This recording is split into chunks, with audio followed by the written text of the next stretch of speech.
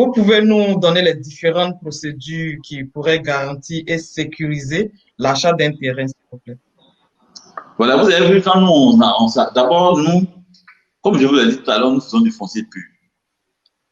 Nous nous adressons déjà tout d'abord aux villageois, parce que c'est eux qui sont propriétaires terriens. Mhm. Et lorsque nous discutons avec eux, on signe une convention que nous notarions. On notarie la convention, et puis dans la convention, les parts sont définies.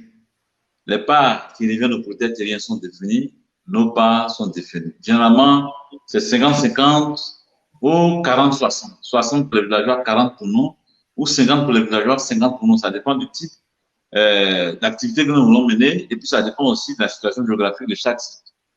Et donc déjà, il y a d'abord une convention qui nous lie, une convention qui est notariée. Voilà. Or, quand c'est notarié, ça fait déjà office de loi. Ça veut dire qu'automatiquement, on devient aussi propriétaire terrien. Donc, notre part qui est notariée, c'est cette part que nous mettons à la disposition des Ivoiriens. Donc, qu'est-ce que nous faisons? Une structure sérieuse comme Fiawa, en amont, nous faisons vérifier le site en question. Parce qu'un site, l'exploitation d'un site demande assez d'argent, assez de dépenses. Les dépenses commencent même déjà à partir de la convention elle-même que vous signez à la propriété terrienne, la délimitation et tous les travaux qui vont suivre sur le site. Tout ça, ça nécessite des grosses dépenses. Alors donc, pour éviter de nous faire anarquer ou bien de dépenser inutilement, qu'est-ce que nous faisons? En amont, avant même de soumettre notre dossier au ministère de la Construction, en amont, nous adressons à certains de nos partenaires pour faire des vérifications pour nous. Et donc, lorsque ces vérifications sont faites, soit ils nous disent de continuer parce que le terrain est bon, on pourra avoir des documents administratifs. Soit ils nous disent non, c'est pas bon. Ou bien soit alors, on redélimite, on fait une redimension de la parcelle pour pouvoir obtenir la parcelle qui sera une parcelle idoine. Donc avant d'introduire un dossier au ministère, Fiawa s'assure qu'en introduisant ce dossier-là, ce dossier va aboutir. Parce que une facette de la nappe, c'est quoi? C'est le lotissement de type villageois. Le lotissement de type villageois consiste à délimiter une parcelle, à borner cette parcelle, et puis à se mettre à vendre des lots sur cette parcelle, sans même procéder à des vérifications. Parce que quand on procède ainsi, mais on peut faire un lotissement où tout le lotissement se trouve sur une voie publique. On peut faire un lotissement où tout le lotissement se trouve dans une réserve de l'État. On peut faire un lotissement où le lotissement se trouve sur un passage d'eau. Mais si on ne prend pas le temps de faire des vérifications à partir, n'est-ce pas, des différents services de l'État, alors du coup, c'est sûr qu'on va se faire arnaquer parce que plus tard, quand l'État va venir pour dire non, ici, non, c'est pas habitable, c'est une zone inconstructible, on va vous déguerpir. Mais si vous avez acheté un terrain dans cette zone, vous allez dire qu'on vous a arnaqué. Mais Fiawa ne procède pas comme ça. C'est pourquoi Fiawa ne se livre pas au lotissement de type villageois et Fiawa ne se livre pas des lotissements hasardeux. Voilà, Fiawa d'abord en amont fait des vérifications pour s'assurer que le site sur lequel il est, ou bien le site à partir duquel il a signé une convention, ce site-là va prospérer. Parce que nous, on veut que tous nos sites soient habillés des documents administratifs, notamment de l'ACD. Donc, une fois qu'en amont, nous avons fait ces vérifications et que nos partenaires nous disent que c'est possible que le dossier soit introduit, alors c'est en ce moment-là qu'on introduit le dossier. Et donc, le dossier est introduit, d'abord, on fait une demande d'avis de servitude au niveau de la direction d'urbanisme du ministère. Et donc, l'avis de servitude, quand ça sort, si c'est favorable, donc quand on a fait cette vérification en amont, on est sûr que ça va aller. Donc, on introduit la demande d'avis de servitude au niveau de la direction d'urbanisme. Quand ça sort un avis favorable. Et après ça, on s'en va payer maintenant. On s'en va payer maintenant l'ordre des recettes des droits domaniaux au niveau des guichets uniques pour introduire notre dossier. Et c'est comme ça qu'on fait. Donc, dès que le dossier est introduit, on va attendre que les différentes enquêtes soient menées, on paye les frais, tout ça. Et vous allez voir qu'au finish, on va s'attendre à ce que les quatre avis phares qui donnent lieu à ce qu'on appelle une attestation domaniale, les quatre avis soient favorables. Donc, il y a l'avis de la DU, de la direction du bannier qui vient de citer. Quand l'avis est favorable, c'est bon. Il y a l'avis de la direction de l'assainissement. Quand cet avis est favorable, c'est bon. il y a l'avis de la DTC, la direction de la topographie et de la cartographie. Quand cet avis est favorable, c'est bon. Et enfin, il y a l'avis de la mairie. Quand l'avis de la mairie est bon, alors ça veut dire que les 4 avis sont réunis. Ça veut dire que le terrain sur lequel nous sommes est un terrain qui est déjà un terrain où nous devons vivre, un terrain viable, un terrain qui a une perspective agréable.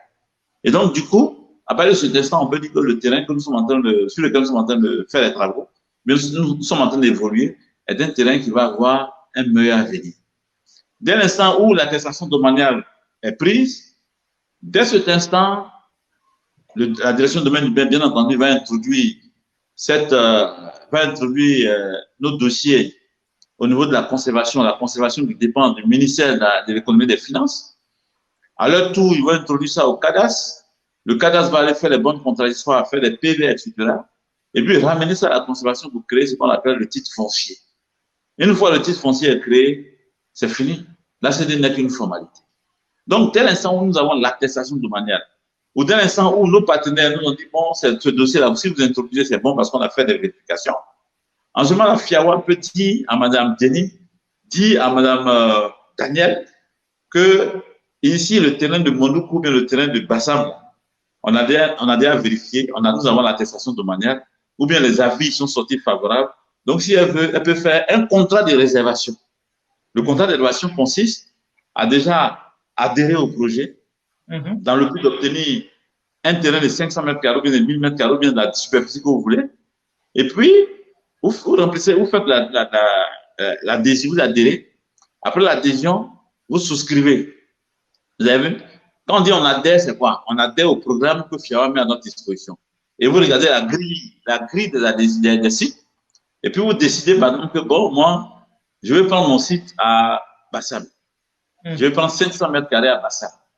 Et puis, mais avant de prendre 500 mètres carrés à Bassam, vous adhérez au programme. Maintenant, avant de pouvoir faire votre choix, la FIAWA vous permet d'aller sur le site pour aller visiter le site. Après la visite du site, vous êtes tranquille maintenant. Vous dites, bon, moi, je suis d'accord pour prendre le site là. Donc, on vous donne une fiche de souscription, vous souscrivez, vous écrivez comment vous voulez payer là. Vous mettez ça, vous donnez les détails. Et on vous donne la possibilité de payer jusqu'à sur 3 ans. Vous avez vu? Sur 3 ans. Donc, vous souscrivez, vous dites, bon, voilà, moi, je souscris et je vais payer comme ça. À partir de tel mois, je commence à payer. Chaque fin du mois, je vais payer 50 000. Ou bien, je vais payer 100 000 francs. Ou bien, je vais payer 200 000 francs chaque fin du mois. Et vous souscrivez au programme. Et c'est dans la fiche de souscription que vous apportez tous ces détails. Vos ayants droit, ceux qui peuvent vous remplacer, tout ça se trouve sur la fiche de souscription. Mais attention, dès qu'on commence à cotiser, on ne revient plus en arrière. Il n'y a pas à faire de dire, je veux que vous me remboursez mon argent parce qu'il y a un problème. Ça ne marche pas avec FIAWA. Et donc, dès l'instant où vous avez la fiche de souscription, vous avez rempli, vous avez signé, vous allez voir que vous allez signer ça devant le notaire. Et puis après, le notaire va vous faire un contrat de réservation. Le contrat de réservation, puisque vous payez sur 3 ans. Vous n'êtes pas encore propriétaire. Voilà, donc vous allez payer un peu, à 60% de votre cotisation. On va commencer à vous donner les premiers papiers. Les premiers papiers de votre terrain. On commence à vous les donner.